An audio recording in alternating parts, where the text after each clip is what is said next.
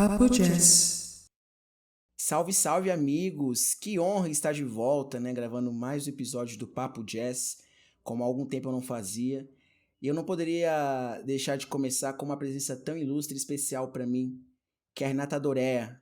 Como é que você tá, Renata? Como vão as coisas? Como é que tá se sentindo nesses dias pré-eleição? Como é que tá sendo para você esse sentimento? E, primeiramente, boa tarde, né? Boa tarde, Jay. Salve, salve, galera. Aqui é Renata Dória, ou Renaia. Pô, mano, é um prazer gigante estar aqui. Eu gosto muito do seu podcast, eu acompanho tem um tempo. Acompanhava também quando você fazia umas lives discotecando, e eu acho o seu conteúdo incrível. E fora que, enfim, né, a cena de Juiz de Fora, a gente tem que se fortalecer e se unir. Eu tô bem, tô meio ansiosa, meio apreensiva, né? Com tudo que está acontecendo no país, na América Latina no geral, mas está sendo muito da hora ver a esquerda voltando assim e efervescendo novamente, né? Depois de tempos tão bizarros neoliberalistas por aqui. E é um prazer gigante estar aqui, estou muito feliz mesmo. E bora começar. Não, obrigado por você ter citado a entrevista e vamos direto ao assunto, né? Bom, o que você está fazendo agora em relação à sua arte? Quais são seus projetos atuais e futuros? O que você está planejando para esse fim de ano, né? Para essa última parte do ano, né? Quais são os seus próximos planos e atuais? Bem, eu tô. Nossa, é muita coisa. Eu voltei de Cuba em maio, mas estava no momento de estar com a minha família, entender alguns processos e tal. Depois disso, eu fui selecionada para um curso no Parque Lage.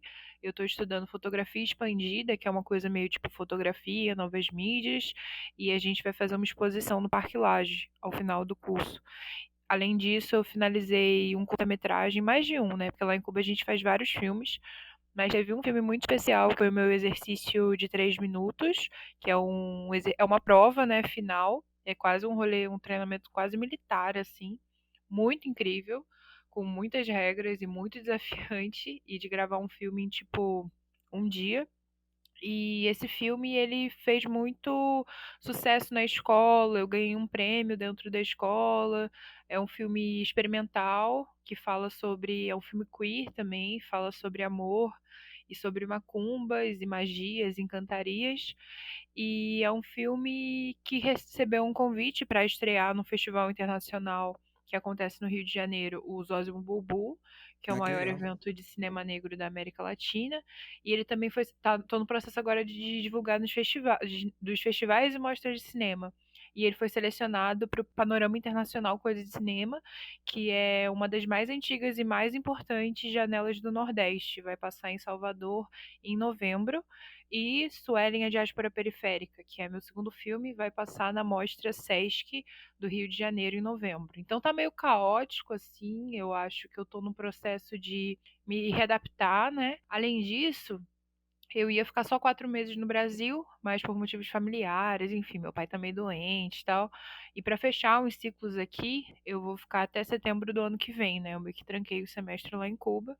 E aí eu tô trabalhando em alguns projetos, assim. Tô escrevendo um meu primeiro longa-metragem agora. Estou desenvolvendo um laboratório do Marieta, que é uma residência de roteiros de documentários em São Paulo, mas é virtual, né? Então, cada um está num canto e eu estou trabalhando nesse projeto de começar a fazer filmes mais longos, literalmente. E está sendo bem da hora. E nas artes visuais eu estou também finalizando o projeto Cerejas da Mata, mas eu ainda estou estudando que lugares eu vou fechar, porque vai fazer 6 anos o projeto, já foram mais de 80 sereias em vários lugares do Brasil e falta só umas 14 para acabar. Então está sendo bem, enfim, um período de muita colheita, assim, eu sinto, depois de muito plantio. Mas aí depois da colheita a gente já tem que começar a preparar o solo para plantar de novo, para daqui a uns 2, 3 anos estar colhendo novamente.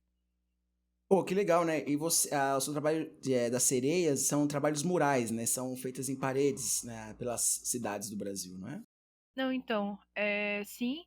Nossa, eu amo esse projeto. Eu acho que foi muito do que eu sou hoje vem desse projeto, né? Que começou bem. Meu primeiro relacionamento Foi um relacionamento abusivo, eu sofri, assim, muito entendendo e me libertando do que foi isso, porque foi meu primeiro namoro, eu era muito jovem, assim, na época eu tinha o quê? Menos de 20, uns 20 anos, e nisso eu decidi fazer uma lista de coisas que eu queria fazer, assim, né, depois que eu terminei o relacionamento, porque eu senti que eu tinha me perdido de mim e tal, e eu estava realmente muito adoecida, muito deprimida, não estava comendo, não estava dormindo direito, tranquei a faculdade, voltei para casa dos meus pais, passei um tempo nos médicos, enfim, até cheguei a medicar, assim, foi uma barra bem pesada. E eu era muito novinha, então, tipo, eu não estava entendendo o que era esse processo da minha saúde mental e da minha sensibilidade e desse lugar, né, de, enfim, se sentir magoada e o quanto isso aciona a nossa saúde fisiológica, né? Porque, enfim, naquela época eu não tinha tanto essa relação de. Eu não tinha consciência da importância de cuidar da saúde mental. Eu era muito nova e tal, enfim. Minha família também não tem muita tradição, nem muita. Enfim, é um privilégio também, né? Você saber o que é cuidar da sua saúde mental, fazer terapia, ter, tipo, ter uma rede de afeto, de responsabilidade que te cuide, que te ampare, e pensar essa comunidade, né, afetiva.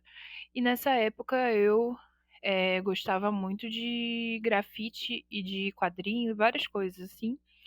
Como esse primeiro relacionamento foi no começo da faculdade, acabou mexendo um pouco com as coisas.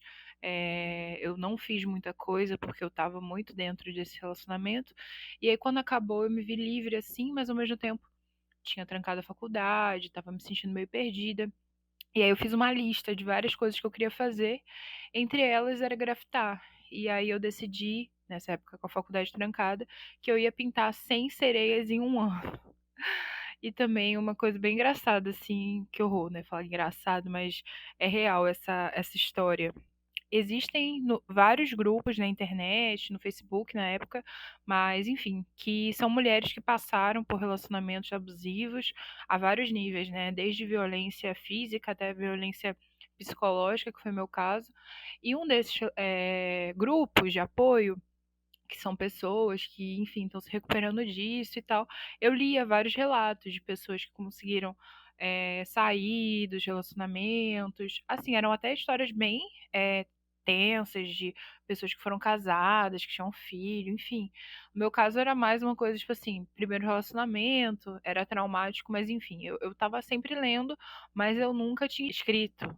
E aí, nisso, eu fiz um relato nesse grupo, em um dos vários que eu tava, mas eu fiz em um grupo que era tipo assim, vida após relacionamento abusivo, ou então, tipo, não lembro o nome do grupo ao certo, mas enfim. E aí eu falei assim, eu lembro, meu relato era mais ou menos esse. Agradecer por me sentir acolhida naquele grupo, perguntar, fazer uma pergunta para as mulheres que estavam naquele grupo, que eu já tinha sentido raiva, eu já tinha sentido vergonha, eu já tinha sentido tudo e que eu estava num momento eu estava sentindo muita saudade. Eu só queria encontrar com meu ex-namorado, queria conversar com ele, queria entender por que que ele fez aquilo, queria entender por que ele estava me manipulando, mentindo, enfim, várias coisas. E aí, dos vários comentários que as pessoas faziam, né? Algumas mulheres falaram, tipo, poxa, é assim mesmo. Algumas meninas, né? Tipo, pô, mesma coisa, tô sentindo a mesma coisa, nananã. Até que chegou uma pessoa, assim, e me deu um comentário, assim, que me deixou arrasada. E ela falou o seguinte: minha filha, o que você tá fazendo da sua vida? Você não tá fazendo nada? A partir do momento que você se ocupar, você vai deixar de ficar pensando nisso. Arruma atividade para você. Não fica olhando para o teto, lembrando, se perdendo nesses pensamentos, assim. Ela não falou desse jeito, ela foi um pouco mais intensa, mas ela basicamente falou: se liga, você está perdendo a sua juventude pensando numa pessoa que nem gosta de você. E eu estava muito sensível, assim, minha família inteira sabia.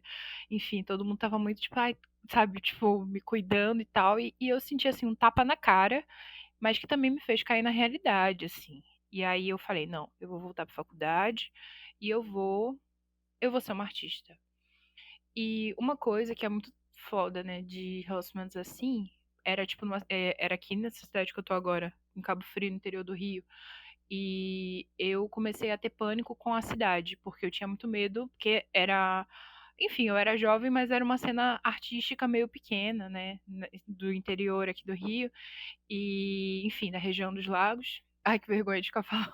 Todo mundo se conhece, né? É, exatamente.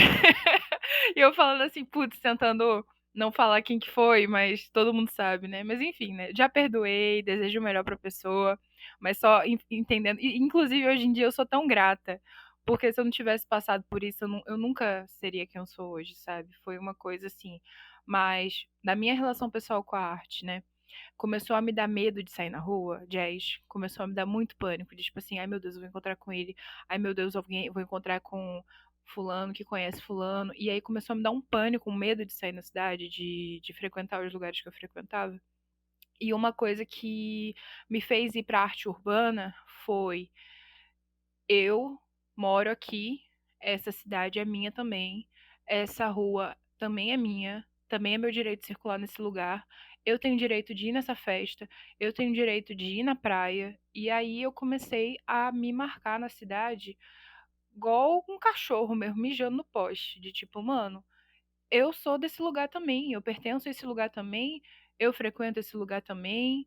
E é isso, sabe? Eu tenho que colocar a minha presença aqui. E a partir do momento que eu ia marcando e conhecendo também, redescobrindo esses territórios, eu ganhava vontade de conhecer outros territórios e me sentir pertencente também, né? E aí eu comecei nessa época com a faculdade trancada e eu fiz o primeiro grafite, o primeiro painel, né? Em Juiz de Fora, fiz uma sereia. Comecei a conversar com os amigos grafiteiros, já tinha visto vários filmes, já tinha até feito um curso, até Salve Pequena Lumen, que assim, minha grande mestra que me ensinou, assim, que me fez entrar nessa vida, foi uma grafiteira de Juiz de Fora maravilhosa, que é uma mulher que grafita há mais de 10 anos, que é mãe, que é foda, que é assim, nossa, meu olho brilha sempre que eu lembro, sempre que eu falo sobre ela. E depois entrei numa CRIO aqui na região dos lagos, mas o que eu queria dizer é, eu comecei num processo de redescoberta e de cura, e por isso eu comecei desenhando uma personagem ferida, que era uma sereia com pedaços faltando. Era uma sereia negra que estava perdendo pedaços, que tinha um coração partido e que aos poucos foi meio que retomando o próprio corpo. E eu era jovem, né, gente? Eu pensei, nossa, vou gravitar 100 sereias em um ano. Grafitei 35 no primeiro ano, umas mais umas 30 no segundo ano. Muito louco isso, né? Nos primeiros 3 anos do projeto eu pintava muito, eu pintava toda semana praticamente. Eu realmente acreditava que eu ia pintar 100 em um ano. Só que é isso, né? A vida, decidi voltar para a faculdade, finalizar o curso, comecei a trabalhar, comecei a monetizar isso, né? Porque no começo, tipo, sei lá, velho, eu tirava R$ 30 pra fazer uma parede. Era tipo, eu também não sabia muito de material. Eu comprava, tipo, tinta guache, não, guache não, tinta de madeira preta, um pequenininha daqui na época era 10 conto, e pintava, tipo assim, hoje em dia eu sei que não é o material ideal, e o legal desse projeto, eu comecei a fazer um diário no Instagram falando sobre cada parede, cada pessoa que eu pintava junto, ou lugar, né? Quando eu pintava em cidades, em ruas, em comércios, onde fosse. E foi muito louco, porque começou a borbulhar, assim, e eu fiz o meu primeiro mochilão, que foi Estrada Real de Minas. E voltando também à primeira pergunta, eu estou no processo de querer fazer meu segundo mochilão pelo Nordeste, pintando as últimas sereias. E enfim, eu fico com o coração. Já falei várias vezes, já dei várias entrevistas só falando desse projeto. E eu acho que eu sou uma prova viva que a arte, ela cura todas as feridas e ela nos faz reflorescer, né? Ela nos faz revivenciar essa primavera. E de um jeito assim, realmente a arte mudou minha vida. A arte salvou a minha vida. Eu estava doente, eu estava quase morrendo, assim. E não necessariamente pelo relacionamento que eu passei, que eu sobrevivi, mas também sobre a minha própria relação com a minha saúde mental, com depressão e tal, que eu tive quando era mais nova. E foi pintando que eu aprendi a colocar essas dores em outro lugar, né? No papel, na parede, no mural, no prédio, na rua. E sempre que eu vejo esse projeto, eu lembro o quanto é importante a gente estar aprendendo a lidar com os nossos sentimentos, mas também o quanto esses sentimentos são coletivos, assim. E as pessoas e lugares que eu acessei a partir desse projeto, tipo, fazem quem eu sou hoje, mudaram minha vida, me fizeram muito acreditar também e aprender sobre cultura hip hop, sobre coletividade, sobre América Latina, sobre negritude, sobre feminismo, sobre vários movimentos, assim, né? E o massa da arte urbana é que ela faz a gente refletir sobre de quem é essa cidade é de alguém. Se eu colocar uma coisa no muro, seja uma pintura de um personagem, seja um picho, seja um lambe-lambe, seja o que for, é o que eu tô falando com esse muro, né? E uma coisa que sempre me deixou muito comovida, assim, é a relação de pessoas que passam por esse lugar comparado a vocês por dentro de uma instituição, como uma universidade, um museu, um centro cultural, que é um espaço reduzido, né? Eu sou artista e eu trabalho com essa área. Eu vou no museu com uma certa frequência, mas eu vou no museu o quê? Uma vez no mês? Uma vez no semestre? A rua eu vou todo dia. Todo mundo vai na rua, não todo mundo, né? Mas a maioria das pessoas passa, transita É pela verdade. rua. E quando você transforma a arte na rua, o museu na rua, a gente consegue entrar mais perto do coração das pessoas e da vida delas, né? Enfim, acho que é isso. Falei muito, né? Hablei mesmo. Que relato interessante, né? É importante você mencionar também a importância da saúde mental, né? De cuidar dela. Assim que a gente vai terminando setembro, né? Setembro Amarelo, que é bem destacada essa importância, né? Desse cuidado. Coisas que até tempo atrás não se falavam tanto, né? E é legal você trazer essa experiência, né, a sua vivência em relação a uma das coisas que você faz e você já fez na sua vida, né? Que ainda são muitas, né, pra gente descobrir aqui e desmembrar durante a entrevista. Então, eu quero trazer ir um pouco atrás disso, né? Voltar um pouco mais na sua origem em relação a como é que foi o processo de você se tornar artista e acabar estudando na Universidade Federal Artes e Design? Assim, geralmente a pessoa ela se torna esse processo de artista, ela se solidifica como artista realizando esses projetos, mas a pessoa nasce sendo artista, ela nasce fazendo arte. Então eu queria entender se era uma coisa que você sempre fez, se foi algo que você despertou a partir da adolescência, se você queria fazer alguma outra coisa e acabou se vendo nisso porque algo te chamou, algo foi mais forte, assim, né? De acordo com o que você fala, com seus relatos, parece que é algo totalmente inato em relação a você, né? Que parece que você não poderia fazer outra coisa que não isso, né? E que é muito importante para você e para muitas pessoas ao seu redor e para as pessoas que não te conhecem. Então eu queria entender como foi esse processo de você fazer arte, se você sempre quis fazer arte, se você se veria fazendo alguma outra coisa, ou se era isso mesmo, né, que você pretendia fazer para sua vida.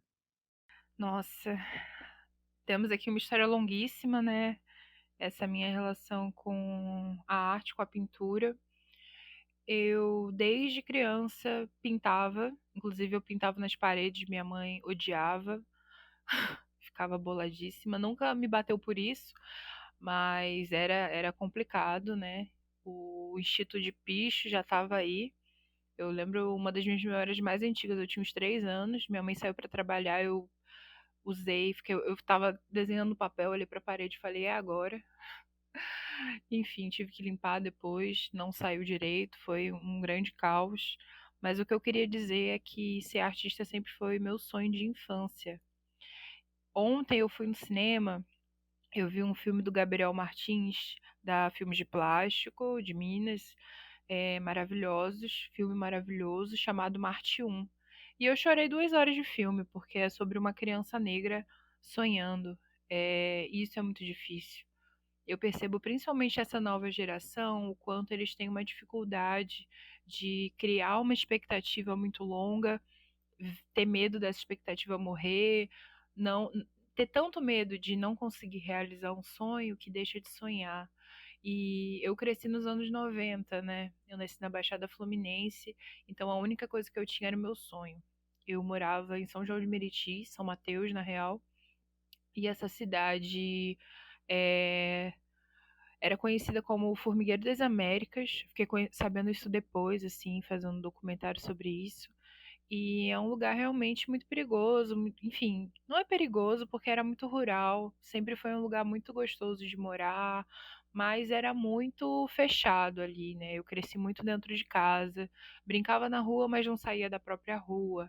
E minha mãe, ela meio que tipo passou no concurso, a qualidade da vida foi melhorando, a gente saiu da periferia, depois eu entendi que a gente na verdade foi para outra periferia, mas enfim, dessas dinâmicas de fluxo, eu acho que eu sempre tive uma relação com a migração, assim, né? Eu acho que eu nunca morei mais de 3 anos, eu acho. Só a casa da minha avó, que era um lugar que a gente sempre voltava, né? Que ficava na Baixada, que um tempo a gente morou com a minha avó também, quando a gente passou um perrengue de grana. Mas, tipo assim, sempre foi mudando de casa, mudando de cidade, tendo que mudar de escola, recomeçar, esquecer todo mundo, conhecer gente nova. E eu sinto que isso me deixava muito meio perdida em relação a sentir coisas mais fixas, sabe? E aí eu comecei a imaginar mundos, eu escrevia muito, eu tinha uma relação com a literatura, com a poesia e com o desenho, né? Porque às vezes eu tinha um pouco de vergonha de falar aquelas palavras e aí eu comecei a meio que tentar codificá-las em pintura, desenho e graças a Deus, assim, acho que minha família, apesar de não ter ninguém nessa área, sempre me incentivaram muito. Também eu acho que eles viam um sentido mais de terapia, eu acho que eles não levavam a sério que isso ia ser realmente meu trabalho, né? E eu lembro que eu falava também que eu queria ser atriz, que eu queria ser cantora, que eu queria ser artista. Falava isso desde criança. E a família inteira ria. Mas por não ter família no meio, por não ser uma família com uma herança, eu lembro do meu pai falando pra mim desde cedo que eu não tinha cara, eu não tinha perfil, que eu não tinha família, que eu não tinha grana pra ser artista, que eu tinha que desistir desse sonho. E o sonho do meu pai era que eu fizesse faculdade de direito pra ser juíza, seguir no meio aí. Nossa, outra coisa totalmente diferente, né? Outro espectro. Totalmente diferente. Ele era funcionário público, assim, num setor menor, assim, do rolê jurídico, e ele achava que se eu passasse num concurso público, da mesma forma que o concurso público meio que mudou a vida dele, salvou a vida dele, ele acreditava que isso também poderia ser um caminho possível para mim, assim, uma coisa até para me proteger, porque meu pai ele veio do rolê do samba, ele cresceu na periferia, ele é preto, minha família é preta, apesar de não ter uma relação direta com o movimento social, eu cresci nos terreiros de samba, nos terreiros de macumba, nos terreiros de movimentação política, né, nos quilombos urbanos do Rio de Janeiro, da Baixada Fluminense, das periferias, das favelas. E tipo assim, mano, é isso, né? Minha formação política ela vem de berço. Graças a Deus, minha família me ensinou tudo que depois eu reaprendi no movimento social. E isso tem totalmente ligação com o meu rolê na arte, porque vem nesse sentido de tipo, a arte transformou a minha vida, transforma a vida de tanta gente, transforma o mundo também, sabe? E aí eu vim muito dessa briga, desse conflito com meu pai. Quando eu falei que ia fazer faculdade de arte, meu pai ficou quase 2 anos sem falar comigo. Foi muito difícil, assim, esse processo. E Nossa. aí a arte ficou um rolê quase sigiloso, falando, tipo, antes da faculdade, né? Na minha adolescência porque eu fazia cursos, tipo, fiz um curso ali de pintura, fiz um negócio dentro da escola também. Tive a sorte e a honra de participar de um projeto do Partido dos Trabalhadores, os Institutos Federais, que foi a coisa mais incrível, assim, que foi aonde eu estudei inglês, espanhol, francês, pintura, violão, teatro, cinema, inclusive. Eu fiz cursos de cinema no ensino médio porque eu estudava numa escola de hotelaria, foi também meu primeiro emprego, que foi na área da física. Eu quase fiz astronomia, eu gostava muito de física. Até hoje eu gosto muito de ciências, assim, eu acho que é um lado B, assim, na minha vida, que não é tão explícito, mas eu gosto muito de estudar e de pesquisar sobre essa área. Mas enfim, né? Muito caótico essa formação, mas eu acho que a arte também ela era uma espécie de fuga, sabe? Eu tinha um pai que me cobrava muito para ser. Antes de eu estudar no Instituto Federal, eu fui bolsista de escola particular, ou seja, eu tinha que ter um rendimento altíssimo. Tipo assim, se eu tirasse 9,8, eu era uma merda. O meu mínimo era 10, assim. Então eu tinha uma relação de autocobrança com os estudos, assim, absurda. E como toda a minha família trabalhou muito cedo, tipo, desde os, sei lá, 10 anos, eu começar a trabalhar com 16 foi quase tarde, sabe? Então, tinha uma relação aí de eu estar acessando coisas que a minha família não acessou, então por isso eu tinha que dar passos mais largos. E a arte era um rolê muito aleatório, assim, sabe? Tipo, ninguém entendia o que daria essa linguagem, o que dá para trabalhar com isso. Afinal, arte é um trabalho, arte é um ofício. E eu acho que nos últimos anos com a internet a gente tem visto isso mudar, mas para as outras gerações ainda é um campo muito nebuloso, né? Tipo assim, pintura, então, quem que faz pintura no Brasil? A gente não entende. Eu que estou nesse mercado hoje, às vezes eu fico com dúvida também de como funciona, e aí você vai entrando no circuito, você vai vendo que muita gente é parente ou se conhece, e é difícil quando você não mora num centro urbano, quando você não frequenta certos lugares e tal, enfim. Mas eu acho que é isso, né? Veio desse sonho, veio dessa vontade de transformar o mundo, e no ensino médio antes do ensino médio eu já falava muito de cinema, apesar de sempre desenhar, assim, mas sempre foi uma relação muito forte com o audiovisual, de querer fazer filmes, de querer contar histórias, assim, história em quadrinho, porque eu era otaku, eu lia muito mangá. Até hoje eu tenho o sonho de fazer um mangá, de fazer um quadrinho. Então eu frequentava muito esse meio nerd, assim, e tinha muito um desejo de criação, mas também um desejo de fugir da realidade, assim, de não enxergar vários problemas. E depois comecei a entender que a arte ela não era uma fuga da realidade, ela era, nossa, de um lado uma realidade paralela, de um outro lado um portal para outro mundo, mas para mim é uma vida com tempero, sabe? É uma vida que deveria ser a vida de todo mundo, né? A arte é um direito, a arte não deveria ser um luxo para pouquíssimas pessoas acessarem, assim. Penso muito em Cuba quando eu reflito sobre isso, assim. O cinema em Cuba é 5 centavos. O cinema no Brasil é R$ 40. E aí, Inclusive, ontem, você falar sobre isso, né? Teve essa campanha de R$ 10 no cinema, os cinemas ficaram lotados. Por que será, né? pois é. Não, eu fiquei refletindo nisso, né? Falei que fui no cinema ontem, lá perto de um lugar que eu tô estudando. Olha que doideira, velho. O cinema tinha, eu contei aproximadamente umas 40 cadeiras, 40 lugares. Esse cinema devia ter umas 10 pessoas. O ingresso, caríssimo, 40 conto, meia 20. Aí já, pra começar, né? Eu vi um cinema de 2.000 lugares, lotado, com pessoas do lado de fora querendo entrar em Cuba. Eu vi isso, sabe? E é muito Uau. esculacho você falar que a população não gosta de arte e colocar o ingresso a 40 conto, sendo que o salário mínimo tá o quê? 1.200, 1.000, sei lá quanto que tá. Mas enfim, entende? Tipo assim, é muito esculacho você achar que você tá privando a população de um direito, né? Arte, lazer, cultura, esporte, tudo isso são direitos, né? Fazem parte da construção social, da construção coletiva, do reconhecimento, do, da própria ideia de nação, assim, de pertencimento a esse território e qualidade de vida, saúde mental, saúde física, tudo isso, assim, nós quase chorando aqui, mas a gente vai descobrindo isso e no Instituto Federal, né, voltando só para fechar essa temporada da minha vida, eu entrei no movimento social, eu participava do Grêmio, fui secundarista, era do movimento estudantil, e eu comecei a entender que a arte ali era uma ferramenta política. E aí a gente fazia um sarau dentro da escola. Eu era, nossa, muito, muito novinha, 16, 15 anos. Fazia o sarau, não, 16, 17. Fazia o sarau dentro da escola e era um sarau sempre com temática política, falava de questões de gênero, falava um pouco de. Era muito, muito pautada no marxismo, né? Porque o Instituto Federal que eu estudei, tinha uma pegada muito. Tive esse privilégio também, né? Porque uma vez eu lembro de um professor falando para mim que a gente tinha aula com doutores e quase nenhuma escola do Brasil você tinha. E os professores desse Instituto Federal, eles acreditavam muito nos alunos que estudavam ali, passavam por ali, assim.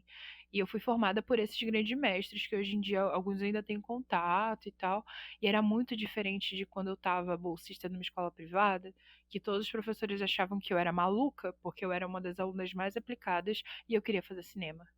E era tipo assim, você é louca de fazer cinema? E no Instituto Federal, olha que doideira. Eu trabalhava com física, meu primeiro estágio foi na área de educação científica, com astronomia para crianças, e eu falava que queria fazer cinema, e a galera achava da hora. E realmente, na faculdade de cinema, a gente estuda física, né? Confesso que em Cuba, mais do que no Brasil, assim, em Cuba a gente teve bastante de física para estudar ótica, espelho e também para relação sonora, de ruído, de atmosfera, de relações sensoriais, né? Da onde vem isso, com a criação dos aparelhos, enfim, né? O cinema, ele é tecnologia. A arte, ela é tecnologia também. E a gente muitas vezes cria um pensamento muito o quê? Fordista de que uma coisa é só uma coisa, quando na verdade não, é muito mais complexo, sabe? Tudo é científico, tudo é artístico.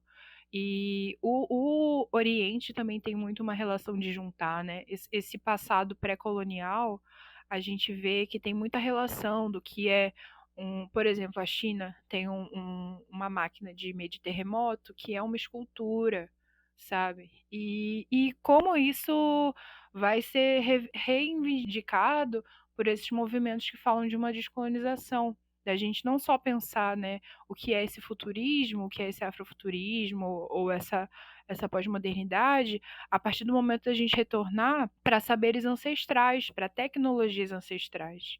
Enfim, eu sou muito nerd, né? Esqueci de falar isso. Eu acho que meu rolê das artes veio disso, assim, né? Do Instituto Federal, do acesso à democracia, de entender que a criação artística ela é também uma forma de revolução, uma forma de transformação de mundo.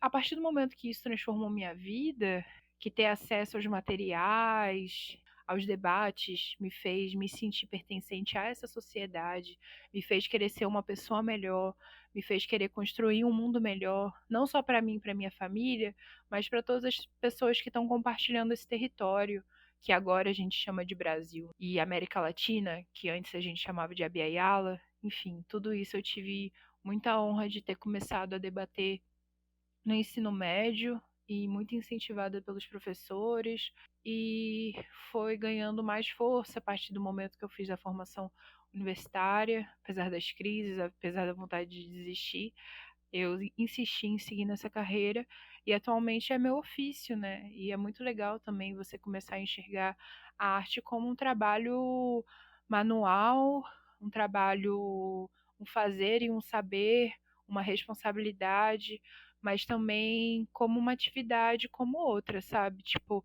claro, tem toda essa relação de desvalorização e ao mesmo tempo quase um fetiche assim com o que é você estar trabalhando com algo que não é teoricamente, né, uma primeira necessidade de um ser humano, mas quando você reflete, né, o cotidiano, até principalmente do povo brasileiro, majoritariamente essa relação com o rádio, com a novela, com a música, com a dança, tudo isso vai estar relacionado com quem a gente é culturalmente, né? E eu acho que é muito importante a gente valorizar essa profissão e enxergar, porque é como se a arte ficasse invisível nessa nossa rotina sufocante, quando na verdade ela pode fazer essa rotina se tornar mais possível, né? Menos insalubre. A partir do momento que você está no metrô por 2 horas e você consegue ver um filme ali, ou escutar uma música, ou, sabe, se ver de uma forma mais humana. Eu acho que é por isso que eu tô nesse campo das artes e por ter tido essa honra de ter sido cobaia dos primeiros anos das ações afirmativas, dos primeiros anos da democratização a partir do Reúne. Eu faço parte dessa geração, acho que você também, Jazz. E algo que também é muito louco, assim, que às vezes eu reflito sobre o termo artista multidisciplinar. às vezes eu penso o arts e design, né? Por que arts e design? Eu queria antes estudar cinema, conheci a universidade através de um amigo de arte e design, fui também, me apaixonei, tive várias crises, tudo ao mesmo tempo com esse curso, mas depois, hoje em dia, eu sou extremamente grata de ter sido formada no IAD, pelo Reúne, na UFJF, pelas ações afirmativas e principalmente uma relação também. Tem um texto da Alice Walker chamado O Jardim das Nossas Avós. Ela é uma escritora, né? Ela é escritora da Cor Púrpura, que é um dos principais livros sobre relações raciais assim no mundo, e é uma mulher preta e tal, norte-americana, e ela fala, é um clássico assim eu não li o livro, mas minha mãe leu, e o que mostra também, né, essa, enfim, a outra geração teve muito essa formação mais, não sei, eu acho que a nossa geração ainda está entendendo o que são esses clássicos, né? Eu acho que a outra geração tinha mais essa consciência, enfim. Talvez até um respeito, né? Às vezes a gente fica adiando as coisas, mas não vou me perder, vou me concentrar aqui para terminar essa história. Alice Alker, ela fala desse texto sobre, ela começa falando que tinha uma escritora, eu não vou lembrar o certo se foi a Virginia Woolf, se foi, eu acho que foi a Virginia Woolf, mas não tenho certeza, que ela dava um conceito para mulheres escritoras. Ela dizia, para uma mulher ser escritora, ela precisa de um quarto e uma chave. Tipo, primeiramente, ou seja, você precisa de privacidade para poder exercer o seu trabalho criativo. E aí a Alice Walker contesta que a primeira mulher negra escritora, ela foi escritora enquanto ela escrevia poesia na época que ela ainda era escravizada. E ela conseguiu inclusive publicar livro, conseguiu a liberdade, né, enfim.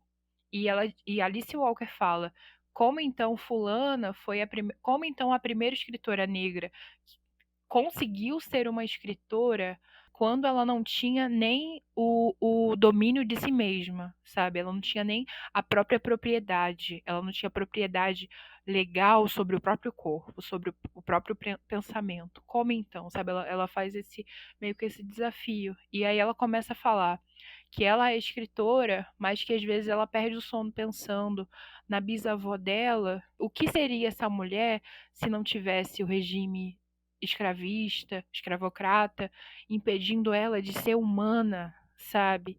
Se a arte é uma forma da gente se expressar, imagina o que seria dessas pessoas que tiveram a própria humanidade privada, quantos músicos, quantos cientistas, quantos advogados, médicos, quantos gênios a gente não perdeu nesses mais de 300 anos, sabe? E, enfim, da colonização, da escravidão. E ela fala sobre o jardim das avós, porque lá nos Estados Unidos a maioria das avós negras tem uma relação de cultivo, de criar pequenos jardins assim nas casas, e sobre envelhecer e começar a criar jardins, e esse jardim como uma obra de arte. Aí ela fala sobre o Jardim das Avós. E eu penso às vezes que eu sou interdisciplinar porque a minha avó, ela não teve direito a ir para a escola. Ela cresceu no interior da Bahia, ela não estudou, ela está fazendo agora, inclusive, eu morro de orgulho. Ela está começando a se alfabetizar com 80, mais de 80 anos. Imagina o que teria sido minha avó se ela tivesse ido para a faculdade, sabe? Para mim, essa mulher é tipo um gênio. E aí eu fico Verdade. pensando, e minha bisavó? E aí eu começo a entender que não foi só a minha avó, não foi só a minha bisavó. É a maioria do Brasil que é assim, é a maioria da América Latina. O que teriam sido essas pessoas se elas não tivessem os sonhos travados? E aí eu penso, eu sou uma artista multidisciplinar porque eu sinto que a nossa geração de artistas negros tá com uma herança de coisa para falar, de coisa para criar, de coisa para destruir. A gente tem uma potência herdada dessas vozes que foram silenciadas, desses desejos que foram reprimidos. A gente está sonhando 5 vezes mais e a gente começa a ver esses sonhos acontecerem. Ah, enfim, até, até emocionei aqui. Mas eu acho que é isso, assim, né? Artista multidisciplinar, que é o que a gente acaba sendo e acaba fazendo, eu acho que também tem uma relação com esses desejos adormecidos, que a partir da nossa liberdade a gente consegue reacender, né? Pô, que incrível, né?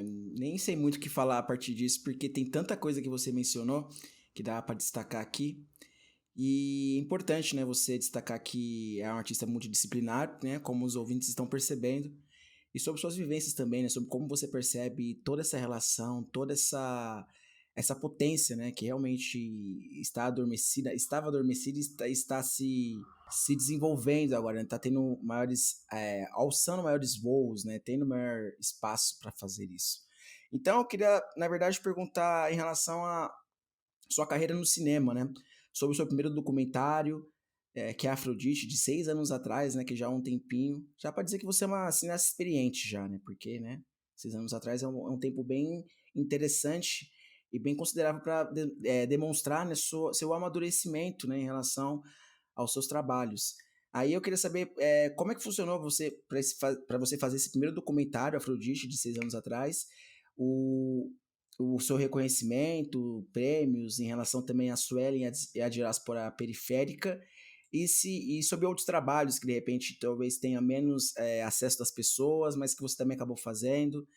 Se esses trabalhos, se você tem uma relação, por esse tempo que passou, né, em relação a esses trabalhos, se você tem uma relação diferente com eles hoje, se você ainda vê eles como importantes para a sua formação atual, ou se você vê o que você fez então, você se vê fazendo coisas diferentes, como você falou que está desenvolvendo longa-metragem agora, de acordo com o tema que você tem pensado.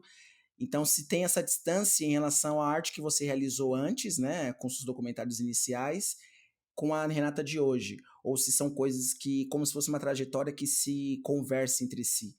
Como que é isso pra você? Nossa, eu fico muito nostálgica quando eu lembro do processo desse filme. Eu acho que tudo é soma, né? Até as coisas que parecem tiradas, elas somam no final. Até as limitações e os desafios, assim. Eu fiz Afrodites numa disciplina da Universidade Federal de Juiz de Fora. Eu tinha uns 20... Foi na época do grafite, assim, que eu comecei mais ou menos. Foi um pouco antes de trancar a faculdade. Foi um pouco antes de trancar a faculdade. Eu ia muito mal na faculdade, assim, falando de nota, uma coisa que eu acho muito doido. E esse filme foi meu primeiro 100, e depois disso eu nunca mais reprovei, assim, praticamente. Ou se reprovei, reprovei em uma matéria só, porque fez eu querer estar na universidade, fez eu entender também aquela dinâmica. E foi para uma disciplina do grande Carlos Reina, que foi o primeiro professor que eu trabalhei, inclusive. Fui assistente dele no Laboratório de Antropologia Visual e Documentário, o Lavidoc, do IAD. Eu fiz muitos estágios, enfim, graças a Deus, assim, e foi muito da hora. Fui formada por ele, muito por Fernanda Tomás também, do Lab Áfricas. Ela, assim, nossa, é uma das maiores inspirações da minha vida. Mas voltando para os tempos de Afrodite. Esse filme foi um filme da disciplina de cinema e antropologia visual. Não, cinema e ciências sociais, que ainda hoje existe aí para quem está na UF. Eu recomendo fortissimamente. E muita gente no primeiro ciclo do cinema, na época que tinha, né, o BI, o IAD ele é interdisciplinar, né? A gente faz o primeiro ciclo com várias matérias e um segundo ciclo mais especializado. A minha área de formação é o cinema, então eu fiz as matérias do cinema para seguir no segundo ciclo. Essa era uma matéria extradisciplinar, mas como eu adorava documentário, eu queria muito fazer, estudar, conhecer mais. E aí assisti vários clássicos. Nesse momento eu conheci um cara chamado John Rush, um criador, assim, não um documentarista, que eu odeio muito John Rush, eu acho ele um criminoso, assim, o que ele fez. Ele é um cara, um dos maiores nomes, né? Claro que ele é importante, claro que ele, né, tem aí o seu lugar na academia, mas eu também acho que ele precisa ser urgentemente revisado. E o primeiro cinegrafista, o primeiro cineasta africano, Osmani Sembene, ele tinha brigas surreais, assim, com o Jean Rouch, que era se eu não me engano, francês. E Jean Rouch viajava ao continente africano, filmava pessoas sem o consentimento delas e depois ele dublava as histórias. Inclusive, ele tem um filme que ele filma um ritual religioso e depois ele faz uma dublagem assim patética, humilhando aquelas pessoas. Fora que não tinha vínculo trabalhista, ele não tinha uma relação boa de, enfim, né? Ele não considerava essas pessoas humanas, resumindo. Isso nos anos 60. E nessa disciplina a gente estudava antropologia, a gente viu na NUC, a gente viu vários filmes que são até hoje estudados, pesquisados e clássicos do cinema mundial, e eu comecei a achar tudo muito problemático, porque sempre era um homem branco falando de outra, entre muitas aspas, categoria de ser humano, né? Ou sobre pessoas racializadas, ou que a Europa vê como um sul global, enfim, o outro, né? O que agrada Quilomba fala de outra idade e tal. Existe o eu e o ser humano na história do cinema, na história da arte, na filosofia, enfim, sociedade. Quando a gente fala de humano, quando a gente fala de homem, a gente está pensando o quê? Naquele homem vitruviano, naquela figura científica que é um cara branco, europeu, homem, cis, hétero, na normatividade. O humano, a figura da humanidade, a representação visual, audiovisual, é essa. E na história do documentário, sempre foi o outro, o eu falando do outro, né? E isso me incomodava muito. Essa aula, eu chorei várias aulas, eu passei mal, eu me sentia muito mal, e eu não entendia por que que eu me sentia muito mal. E eu era muito nova, eu adorava cinema. Eu não imaginava, porque a minha formação lá no ensino médio, lá no Instituto Federal, era um cinema de ativismo, de guerrilha política, cinema como Transformação. Eu vi, tipo, sei lá, Stamira, vários filmes assim, aquele Sico. Esqueci o nome desse diretor, é um norte-americano que faz vários documentários criticando os Estados Unidos, inclusive. David Moore, alguma coisa assim. Ah, o Enfim, Michael Moore. isso, Michael Moore, isso. E eu vi isso no ensino médio, então, tipo, eu tinha uma noção de documentário de que ia ser umas coisas assim, soco na porta, vamos criticar o Estado, vamos falar de problemas sociais. E aí, quando eu cheguei e vi um monte de coisa que só exotificava, que só falava, enfim, eu comecei a entender quem fazia filme, quem tinha direito a pegar numa câmera. E naquele momento eu entrei numa crise gigantesca, foi até um pouco depois disso eu tranquei a faculdade, que eu comecei a ver que eu não era a pessoa que pegava na câmera, né? Eu não era o corpo associado. Você fala cineasta, você vai imaginar um homem branco velho, rico, seria o estereótipo, né, associado a essa linguagem. Você não vai imaginar uma mina preta, gorda, LGBT, você não vai imaginar esse corpo fazendo isso, sabe? Assim, hoje em dia, claro, a gente vê várias transformações, graças às deusas, entidades, enfim, a todo mundo aí. E aí, mano, tipo assim, eu quis falar sobre uma parada que eu vivi, assim. Na época eu tinha feito a transição capilar, eu alisei meu cabelo por uns. Nossa, grande parte da minha infância. Comecei a alisar com 6, alisei por 10 anos, dos 6 aos 16, isso. E aí eu comecei a conversar com as minhas amigas sobre isso. Falei, galera, bora fazer um filme sobre voltar a usar o cabelo natural, né? Porque não tinha filme sobre isso, ninguém falava disso. 2015, que foi quando eu comecei a conversar sobre o filme e tal, a refletir sobre o filme 2016, quando o filme foi lançado. Mas eu tenho quase certeza que eu gravei e fiz as coisas, eu acho que foi mais no final de 2015 e tal, enfim. E aí, na aula, comecei a escrever o roteiro. Eu lembro de uma menina, olha que doideira. A menina virou pra mim e falou assim: Você vai falar de cabelo? E eu falei: Não, eu vou falar de muita coisa, mas de cabelo também. Mas era uma mulher branca, de cabelo liso, olho verde, né? Tipo, família rica. O que pra ela é falar de cabelo? É sobre, sei lá, né? A relação dela com a autoestima. Eu falar de cabelo, mano, é falar de África, é falar sobre os povos originários, é falar da minha avó, é falar da minha mãe. Aí a primeira entrevista que eu gravei pro Afrodite foi com a minha mãe. Liguei a câmera, sentei, minha mãe, pá, na época era uma semi-profissional, uma câmera muito, assim, que eu tinha desde o ensino médio, assim, que eu tinha feito, gostava muito de fotografia também no ensino médio, mas enfim, era uma câmera bem pouco profissional. Não vou falar mal, porque eu tenho amor por essa câmera. Eu até presenteei uma amiga com ela, não sei nem se essa câmera ainda tá viva, acho que não. Mas enfim, né? Mano, essa primeira entrevista foi com a minha mãe. Sentei minha mãe e perguntei pra ela: "Mãe, quanto tempo você alisa o cabelo e por que você vai parar?" E minha mãe tava começando a transição. Minha mãe virou pra mim e falou: "Eu aliso meu cabelo há mais de 30 anos." Jazz, minha mãe tinha tipo, sei lá, 50 e algo, e ela alisou dos 20 aos 50 e pouco. E aí ela falava assim: Muito tempo, né? eu aliso meu cabelo há mais de 30 anos e eu tô cansada. Eu não aguento mais ter que alisar, ter que passar produto, ter que passar química.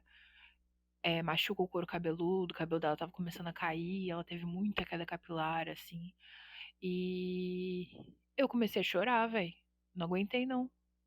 Chorei, chorei, desliguei a câmera, abracei minha mãe. Falei, nossa. Falei, mano, 30 anos. E só quem alisou o cabelo sabe o que é ter formol na cabeça, velho. Eu tinha 6 anos, Jéssica, eu lembro que eu pedia pra minha mãe porque eu queria me sentir bonita. Eu pedia, por favor, mãe, eu quero alisar, tipo, dos meus 4 até meus 6, eu pedia todo ano pra minha mãe pra eu alisar meu cabelo.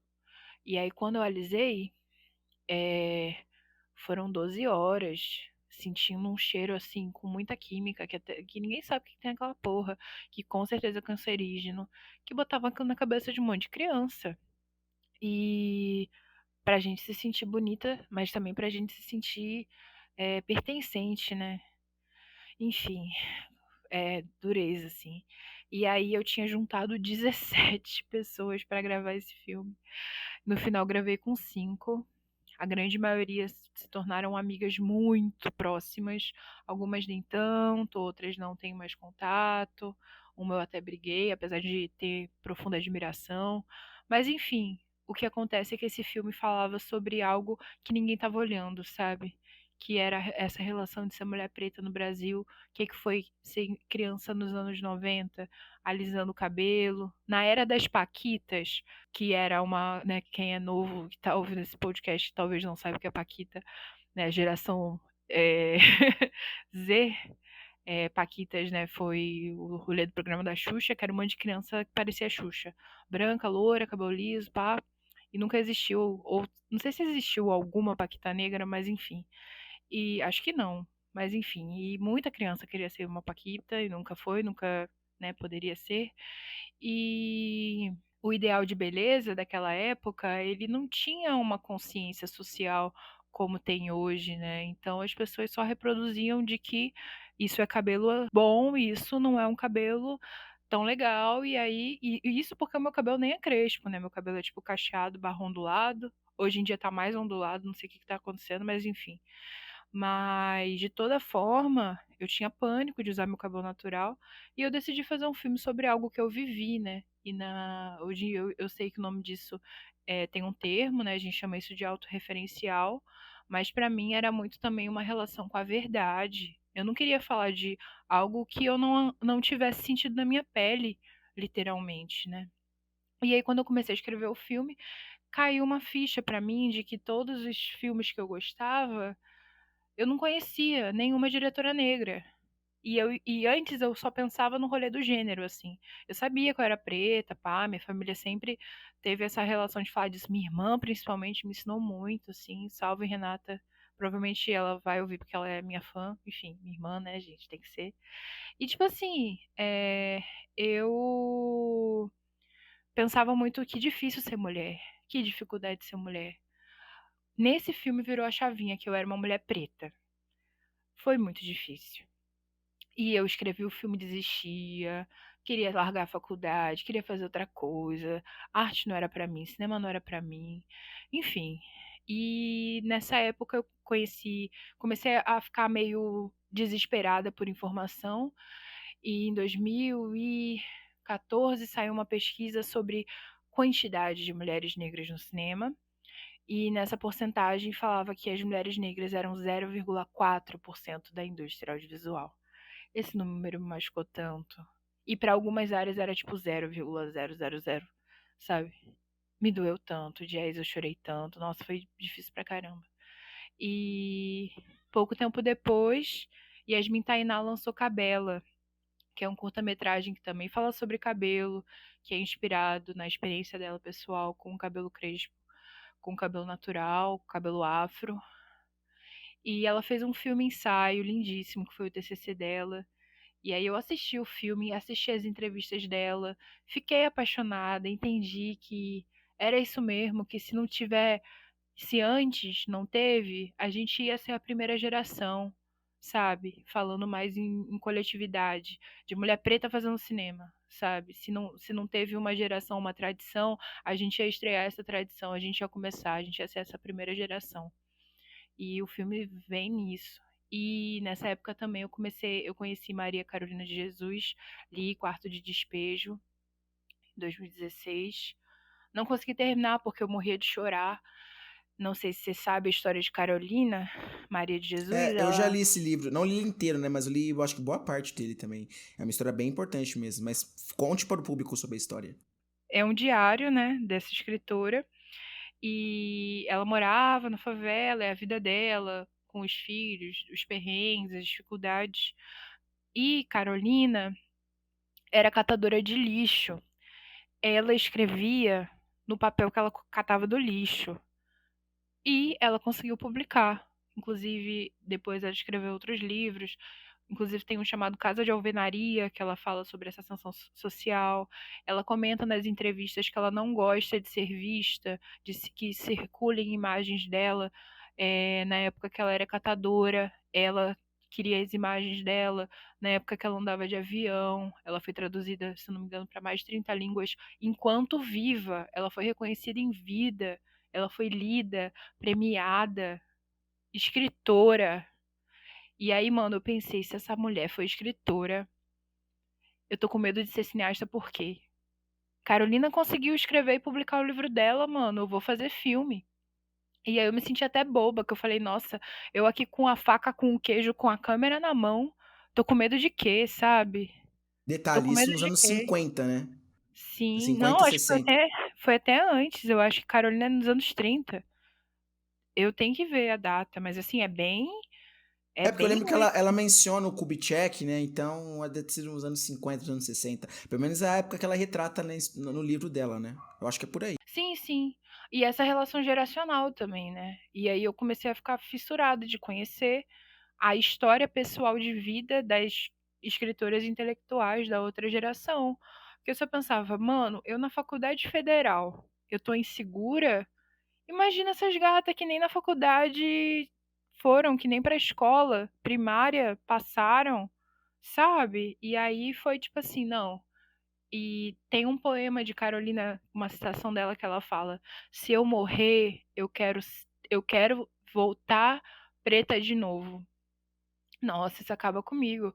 Porque, enfim, né, eu tô quase chorando aqui na entrevista, mas, tipo, é isso, é tipo, eu não tô só fazendo algo por mim, eu tô fazendo isso por todas ancestrais que não puderam ser escritora, que não puderam ser cantora, que não puderam ser cineasta, que não puderam ser mães, que não puderam passar dos 12 anos de idade, que não puderam viver, ser humana, criar, sabe?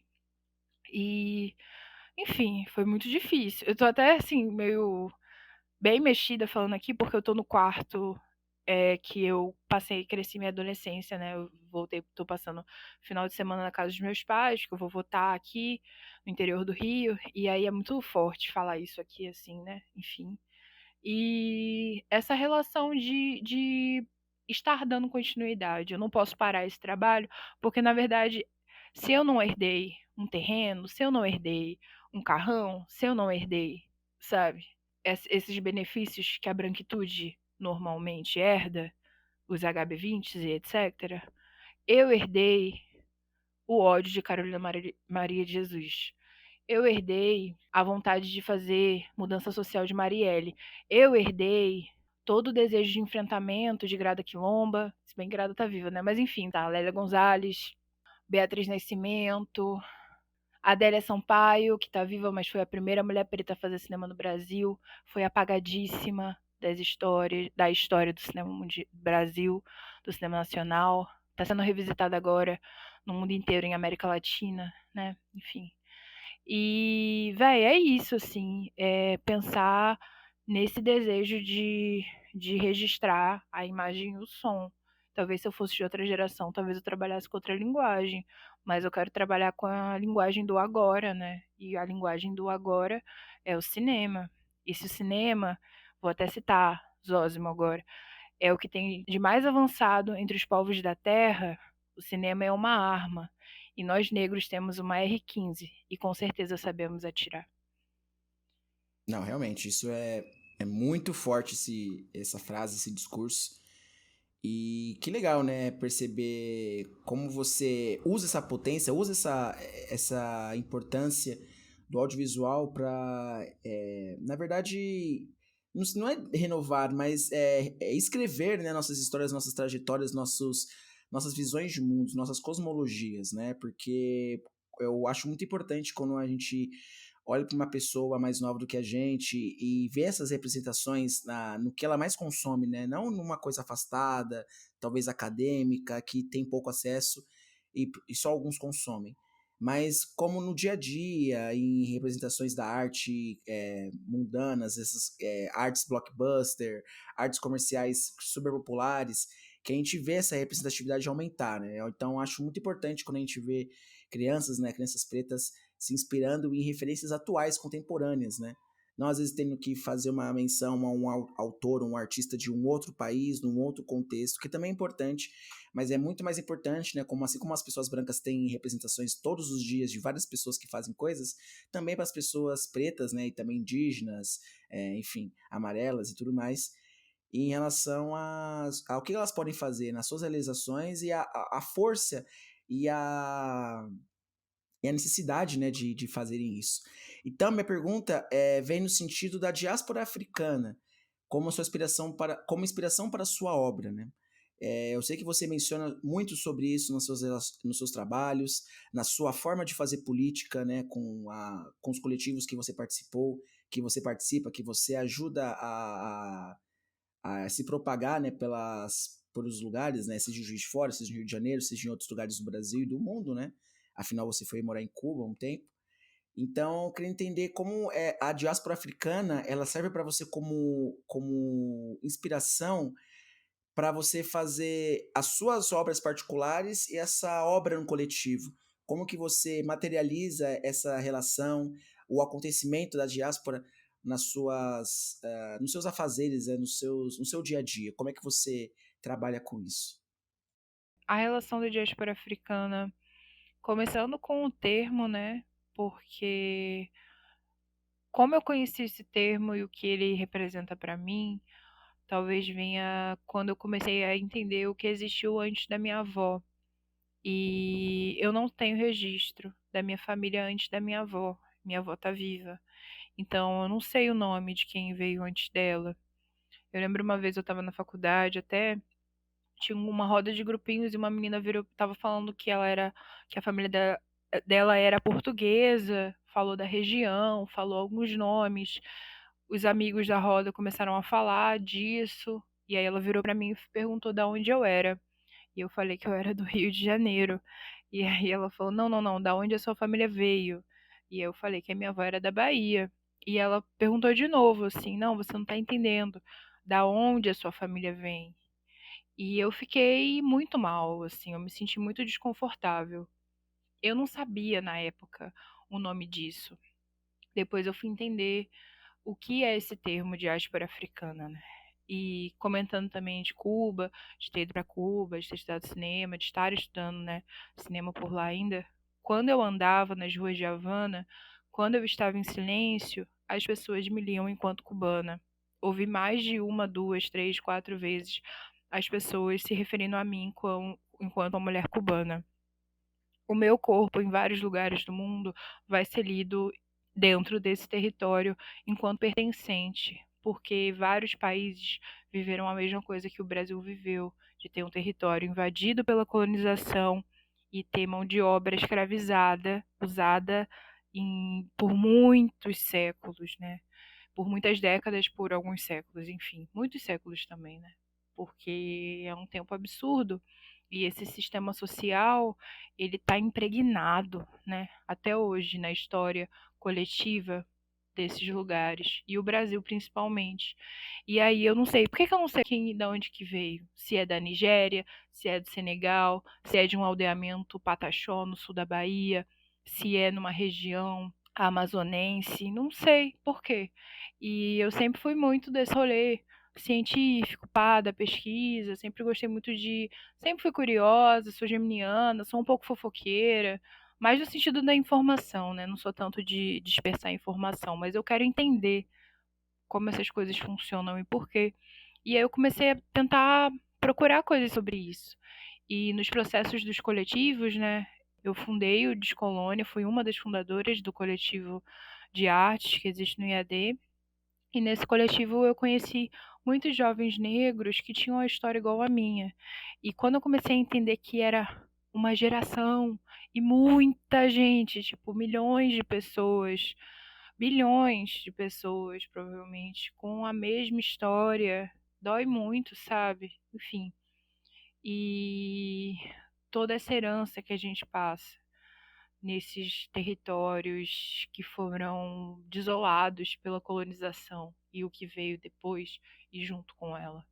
E a diáspora africana é um conceito que vem aí dos intelectuais negros, africanos, afrodescendentes, que falam que a gente necessariamente veio desse continente, que a gente ainda meio que pertence às Áfricas. Claro que é um pensamento que tem que ser revisado e tal, mas ainda é muito lógico e faz muito sentido, porque a gente foi sequestrado, a gente teve familiares, né, antepassados que foram sequestrados, trazidos a.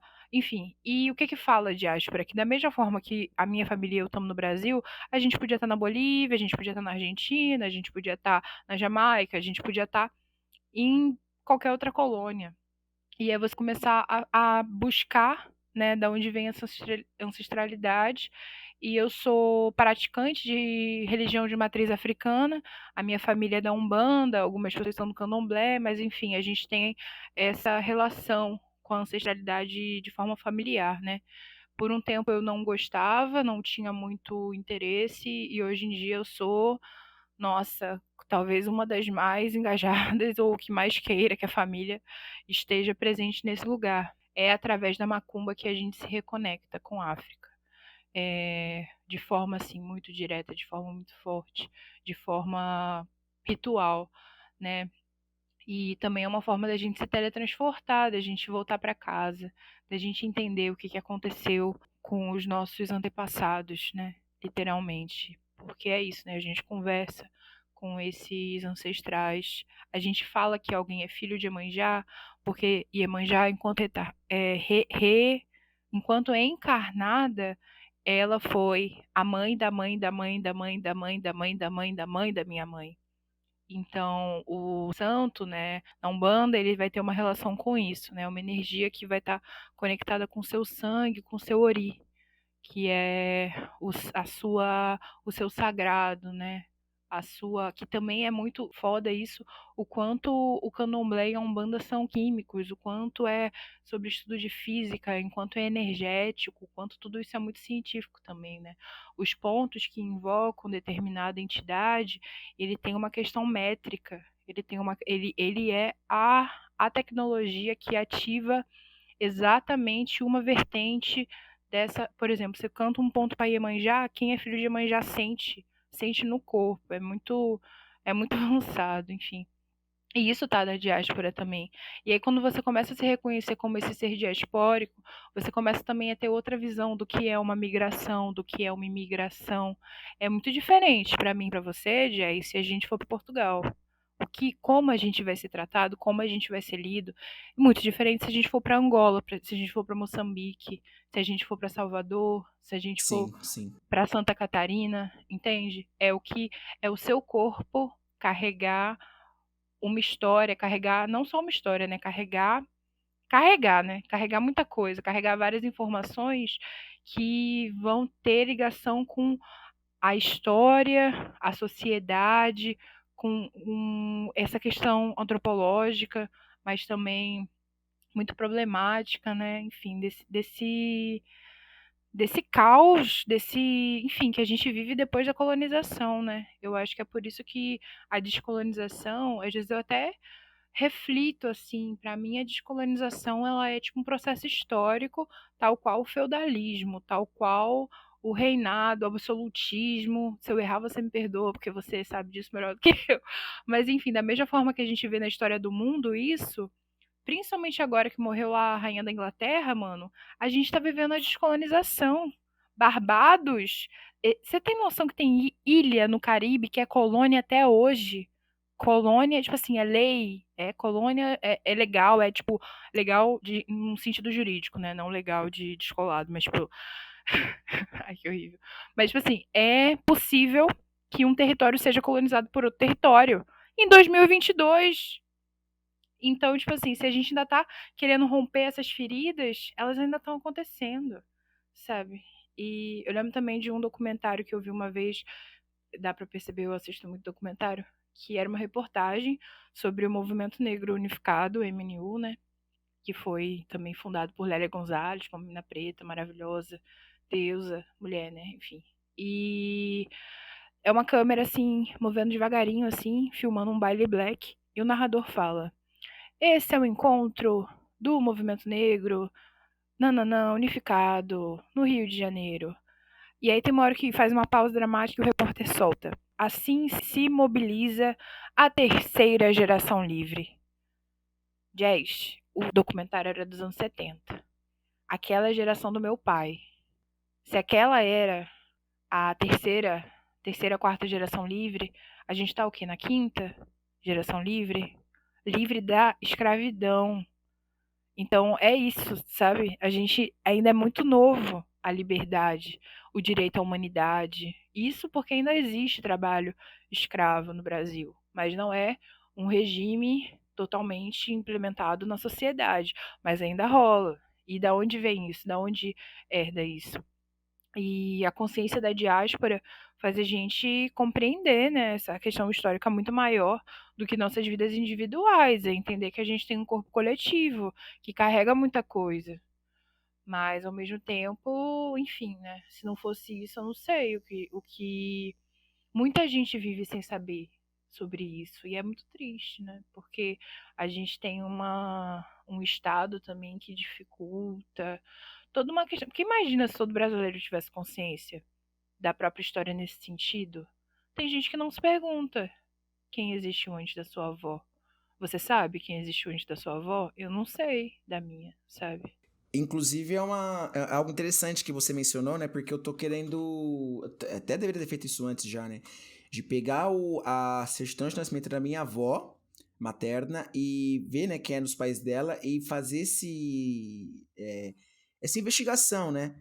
De ver quem eram, se conseguir, se possível, quem são os pais da minha avó, da minha bisavó, e assim ver, conseguir trazer, né? E traçar essa árvore genealógica para, se possível, né, conseguir descobrir de qual país que minha família vem, de qual região ali da África, porque é uma coisa que me dói muito, né, quando a gente está conversando com pessoas brancas e tal, e até pessoas não brancas, que tem, né, sabe, minha família veio de tal lugar e eu tenho essa informação pela partir do meu sobrenome, né, porque nosso sobrenome, na verdade, o sobrenome europeu, né, o sobrenome que nos deram, né, não é o nosso sobrenome real. E eu acho muito fico muito mal, né, quando você vê que pessoas elas podem fazer esse traceamento da árvore genealógica delas muito mais fácil do que a gente, né? Então isso é uma das dores invisíveis que as pessoas às vezes elas não têm essa percepção, né, no cotidiano. Então, você não vai achar. E é horrível o motivo do porquê, né? Assim, talvez você ache, mas é muito provável que não. Existia um espaço na Biblioteca Nacional que continha os diários, os arquivos das pessoas que eram trazidas nos navios negreiros. Mas no período da abolição, duas coisas aconteceram. No período da abolição, rolou um movimento entre pessoas negras libertas, intelectuais, jornalistas, que eram abolicionistas. Inclusive tem um podcast chamado História Preta, não sei se posso recomendar podcast, mas que ele faz uma série sobre, não só sobre isso, né, mas ele tem uma série o Thiago, se eu não me engano também, uma série sobre esse tema. E ele conta de forma bem minuciosa, mas assim, eu já tinha lido em outros lugares sobre que esse movimento dos abolicionistas, que a galera usava até um símbolo bem discreto, que era uma flor branca, uma camélia branca no terno, que representava que você apoiava. Eles faziam, tinham jornais, tinha, enfim, livros, vários movimentos. Era uma galera muito bem articulada, batalhando pela abolição. Não foi um presente da família real portuguesa no Brasil. Não, foi uma coisa muito política, batalhada, enfim. E uma das coisas que diziam era: não podemos dar liberdade às pessoas escravizadas porque os donos vão querer indenizar a coroa portuguesa, vão querer, quer dizer, o contrário, né? Vão querer indenização da coroa portuguesa, ou seja, vão querer uma multa, porque naquela época as pessoas escravizadas, as pessoas negras, não eram vistas enquanto seres humanos. Nós éramos da mesma forma que atualmente as pessoas olham para uma vaca, que horrível fazer essa comparação, mas era como se fosse um gado, era como se fosse um animal, não era, Essa não era, animalização, né? Exatamente. foda. E aí o que acontece? Tinha muito medo de que se rolasse o fim da escravidão no Brasil, que foi um dos últimos, tinham muito medo o que poderia acontecer, se a coroa ia ter que pagar muita gente, como é que ia ser isso daí. Ao mesmo tempo, rolou o Haiti. O que foi o Haiti? Foi a primeira descolonização do mundo. A galera se organizou, matou a coroa francesa e libertou o povo na guerra. E tinha-se muito medo que isso acontecesse no Brasil, porque começaram a pipocar várias revoluções com essa intenção, né? E aí o que aconteceu? Eu não lembro direito o nome do cara. Eu tô com medo de falar o nome errado, mas enfim, existiu uma pessoa que tacou fogo numa biblioteca nacional, um departamento da Biblioteca Nacional que arquivava os nomes e sobrenomes das pessoas que vinham e saíam do Brasil. Ou seja, a gente não tem esse registro porque alguém tacou fogo. Absurdo. É, e é muito horrível, né? É muito horrível. E logo depois teve um movimento científico organizado pelos médicos, primeiros médicos e, enfim, cientistas no Brasil, chamado eugenia, e eles criaram uma teoria que o Brasil, pós-abolição, é, os negros eles deixariam de existir, porque iam trazer vários europeus, os negros não iam sobreviver, não iam trabalhar, não iam, enfim, seriam genocidados, e com isso a população se embranqueceria até deixar de ser negra. O que hoje em dia a gente olha para isso e ri, porque a gente ainda é mais de 50% da população. Mas é aquilo, né? Na base de muito sangue, na base de muito genocídio que ainda está acontecendo. A gente não foi exterminado em 100 anos. Tem documentos disso. Tem, tipo, 50 anos depois da abolição, número de negros, 20%, número de indígenas, 10%. E ao decorrer dos anos, os indígenas de 70% vão para. Não, de 60%. Também era uma estatística irreal, né? De 70% ia para 5% e os negros de 40% iam para zero.